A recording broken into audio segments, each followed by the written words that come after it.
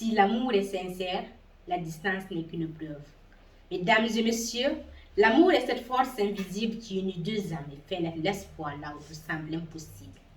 Lorsqu'il est authentique, il ne se mesure pas en kilomètres et en sincérité. Dès lors, une question s'impose. La distance tue-t-elle réellement l'amour ou révèle-t-elle simplement la solidité des sentiments? La vérité est pourtant simple. Elle ne détruit pas l'amour, elle le met à l'épreuve. Regardez ces couples que la vie oblige à vivre loin l'un de l'autre. Les militaires en mission, les étudiants à l'étranger, les amoureux que les circonstances éloignent. Une étude en psychologie sociale montre que 60% des couples vivant une relation à distance se déclarent plus amoureux après leur période d'éloignement qu'auparavant. Pourquoi? Parce que l'éloignement les pousse à communiquer autrement. Chaque appel devient un trésor. Chaque message prend une valeur inestimable. L'histoire de Victor Hugo et Juliette Drouet en est une preuve concrète.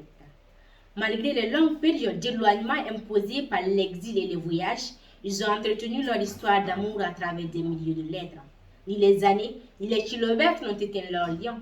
Ce n'est donc pas la distance qui tue l'amour, c'est l'absence d'amour qui rend la distance insupportable. Comme le disait Sénèque, tout ce que l'on aime vraiment reste toujours proche, même loin. Mesdames et messieurs, je conclurai par une vérité que le temps n'a jamais démentie.